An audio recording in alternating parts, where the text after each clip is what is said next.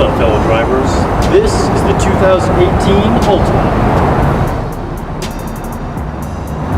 Yeah, that's probably a little over the top for this car, but whatever. I'm in Vegas.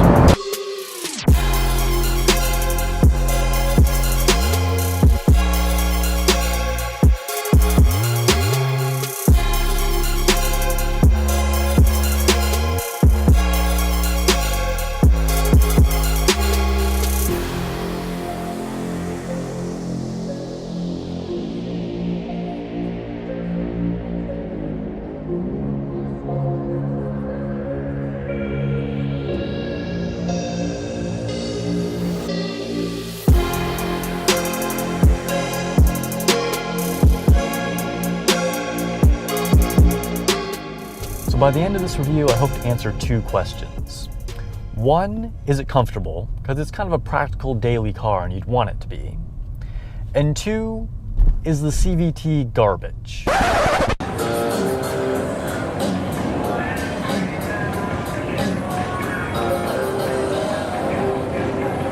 So let's get some basic information out of the way. This has a 2.5 liter engine making 179 horsepower.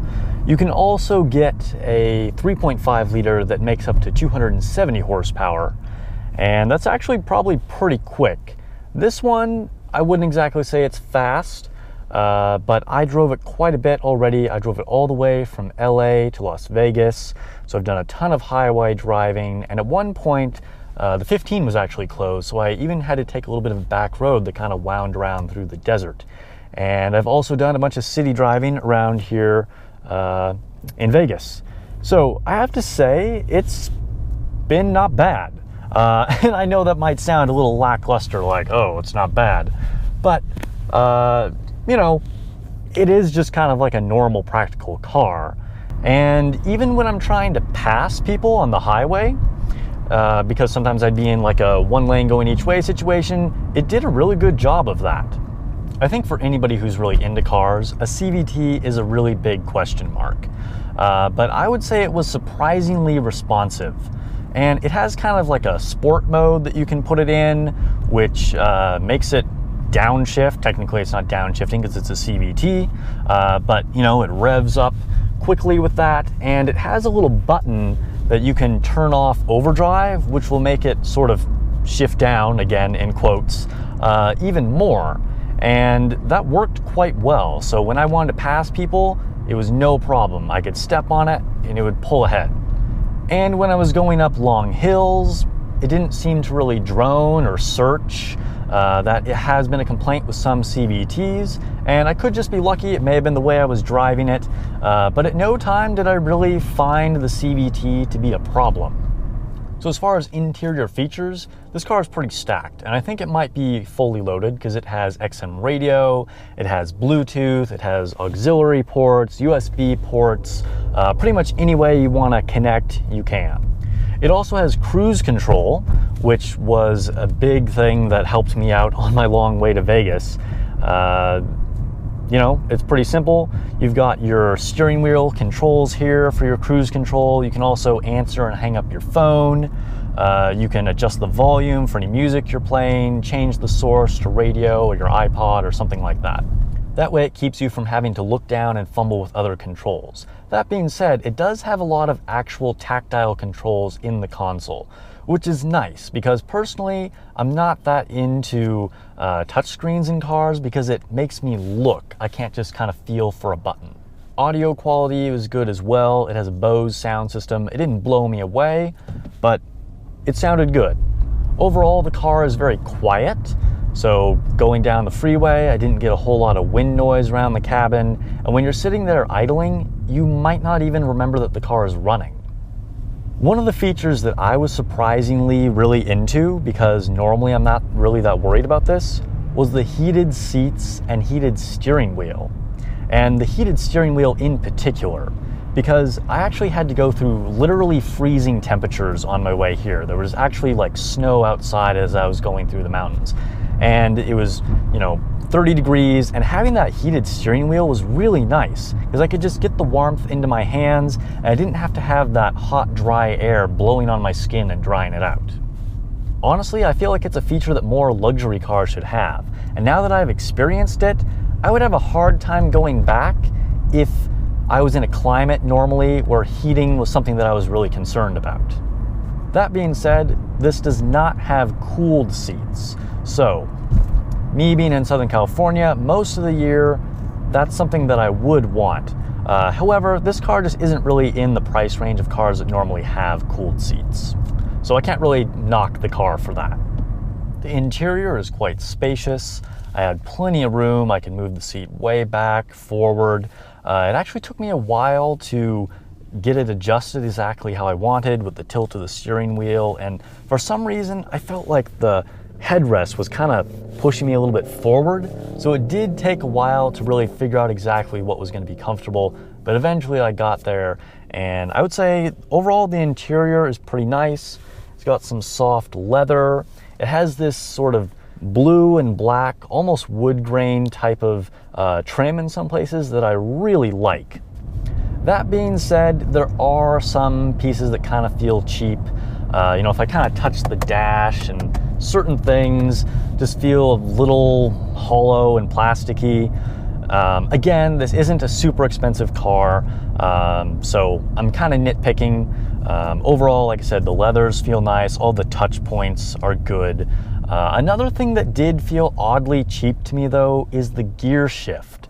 So moving from park to neutral, reverse, drive, etc. just feels kind of I don't know, cheap and weird. I don't know, it's hard to explain. It's almost like kind of a plastic toy type feeling as opposed to a real car that really has kind of a solid feel.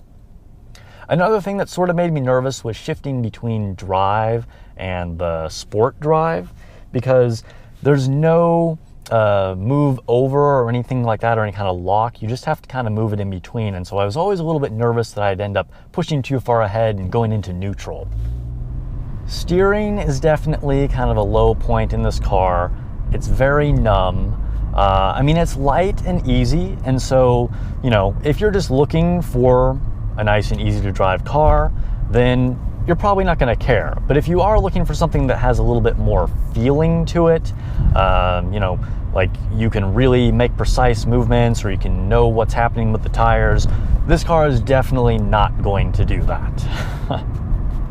Trunk space is good. I would even go so far as to say the trunk is pretty cavernous, unless you're hauling a ridiculous amount of stuff and people, in which case you'll probably want to go up to an SUV. You should have no problem fitting all of your stuff. Sort of a random quality of life thing that I really liked personally is the fact that the trunk pops open all the way. So a lot of trunk releases will just kind of unlatch it, but you still have to open it up. This one actually flips up all the way, which is really handy if you have your hands full. On the other hand, a small gripe that I have with it has to do with the climate control. You have to keep pressing the mode button to cycle through the vents to go from head or feet or defrost, and there's no way to go back. And this actually goes for all current Nissans. So yes, it is a small thing, but it is kind of annoying if you miss it. You have to keep cycling back around. Another feature that a lot of potential buyers may be interested in is the safety features. So it does have blind spot monitoring, and I've seen a lot of systems that have the blind spot monitoring in the actual mirrors. So something will kind of light up in there. In the Altima, it actually has a little orange light that's inside, just kind of where the mirror attaches to the door. So a little bit unique, and I kind of like that because I don't know, it's not flashing up in my actual mirror. And it's funny though, I'm not used to having the blind spot monitoring, so I'm still looking over my shoulder. That being said, I think even with the blind spot monitoring, you probably should still check your shoulder. And I also think that it's not overly paranoid. It's not constantly going off. It seems to only light up or alert me when it is really close. So about those two questions that I talked about at the beginning. Is the CVT garbage? I'm kind of surprised to say this, but no. It makes me wonder if this is just much better than most CVTs, or if I've been lucky, or what. But overall, I found it to be responsive, and it wasn't annoying. The other one Is it comfortable? Yeah, I'd say it's comfortable as well. As I said, it's very spacious, the seats are comfortable, the touch points are good, it's quiet, and overall it's been a pretty nice rental car, and I think it could make a good daily for a lot of people. Personally, I don't think I would actually buy it, but I also don't really think that's necessarily a mark against it because I'm not really its target buyer.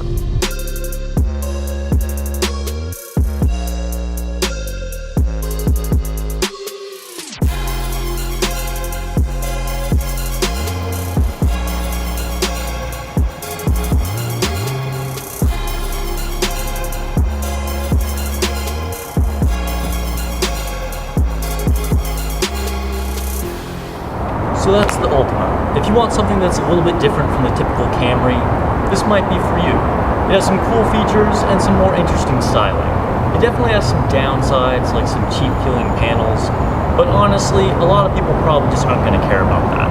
It seems to get pretty good fuel economy, and despite the sort of lackluster reputation of a CVT, I actually found it pretty good on both highway cruising and going around some decent back roads.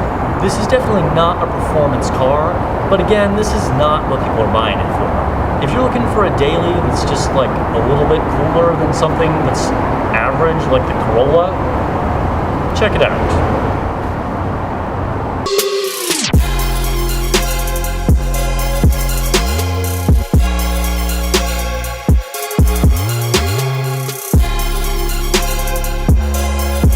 A lot of systems that have the blind spot monitoring, that have blind spot I'm doing a review.